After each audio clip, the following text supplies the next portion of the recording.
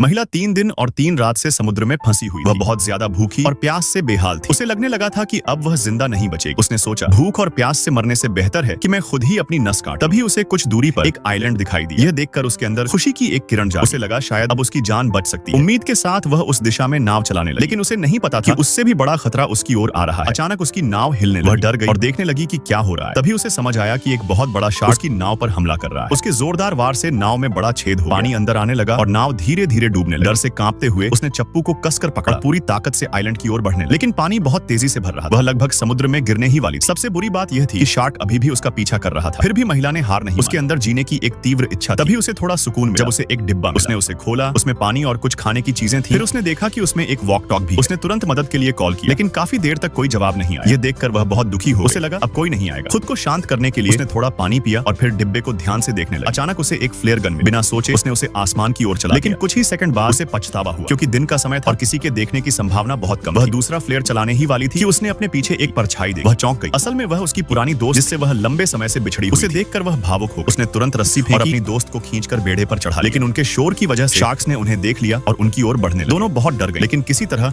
उस हमले से बच गए। अब हालत और खराब हो गई। अब समुद्र में एक नहीं बल्कि 2 लोग फंसे थे। दोनों सोचने लगी कि अब क्या किया जाए। तभी अचानक वॉक टॉक चालू। उन्हें एक आदमी की आवाज सुनाई। उसने कहा कि उसने उनकी मदद की पुकार सुन ली और वह उन्हें बचाने आ रहा है। यह सुनकर दोनों को बहुत राहत। अब उन्हें उम्मीद की एक किरण दिखाई। लेकिन जैसे ही बचाव दल को शार्क्स के बारे में पता चला, उन्होंने पहले शार्क्स से निपटने का फैसला किया। महिलाओं ने उन्हें खतरे के बारे में चेतावनी, लेकिन तब तक बहुत देर। अचानक एक बहुत बड़ा शार्क उनकी नाव से जोर से टकराया। एक आदमी संतुलन खो बैठा और सीधे समुद्र में गिर गया। उसका साथी उसे बचाने के लिए हाथ बढ़ाने लगा। तभी एक शार्क पानी से बाहर उछला और उसका हाथ पूरी तरह नोच। दर्द से चिल्लाते हुए वह भी समुद्र में गिर गया। कुछ ही पलों में शार्क्स ने दोनों आदमियों को खा लिया। देखकर दोनों लड़कियां बुरी तरह डर गईं। अब उनके पास कोई और रास्ता नहीं था। उन्होंने शार्क्स को मारने की योजना बनाई। उन्होंने एक बड़े पत्थर से रस्सी बांधी। एक लड़की पानी में कूद गई ताकि शार्क उसकी ओर आए। जैसे ही शार्क ने उस पर हमला किया, दूसरी लड़की ने पत्थर उसके ऊपर गिरा। भारी चोट से एक शार्क मर गया। यह देखकर दोनों बहुत खुश, लेकिन खतरा अभी खत्म नहीं हुआ, क्योंकि 2 शार्क्स अभी भी जिंदा थे। अब सवाल यह था, क्या वे दोनों लड़कियां इन शार्क से बच पाएंगी? अगर आप उनकी जगह होते तो क्या करते?